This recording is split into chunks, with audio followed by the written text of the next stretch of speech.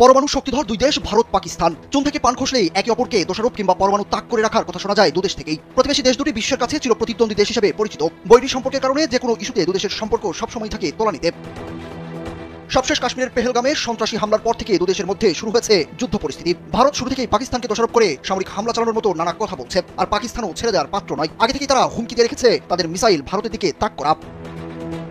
ভারতের তর্জন গর্জন পাকিস্তানি মুসলমানদের মতো দেশটিতে বসবাসরত হিন্দুরাও ভালোভাবে নেয়নি। গর্জে উঠেছে পাকিস্তানের হিন্দু ধর্মাবলম্বীরা। এরই মধ্যে ভারতের বিরুদ্ধে রাস্তায় নেমে বিশাল শোডাউন দিয়েছে তারা। পাকিস্তানি সংবাদ মাধ্যম দ্য ডন জানিয়েছে ভারতের বিরুদ্ধে ক্ষোভে ফুঁসছে পাকিস্তানি হিন্দুরা। বিশাল বিক্ষোভ নিয়ে মিছিলে ভারতের আগ্রাসনের বিরুদ্ধে দিয়েছে কঠোর বার্তা। বিক্ষোভে নেতৃত্ব দেন সঞ্জয় কুমার নামের এক আইন প্রণেতা। তিনি পাকিস্তান পিপলস পার্টির সংখ্যালঘু প্রতিনিধি এবং বেলুচিস্তান প্রাদেশিক পরিষদের সদস্য। মিছিলে অংশ নেওয়া পুরুষ ও নারীর হাতে ছিল ব্যানার ও প্লাকার্ড, যেখানে ভারতের প্রধানমন্ত্রী নরেন্দ্র মোদী এবং ভারতের বিরুদ্ধে স্লোগান লেখা ছিল।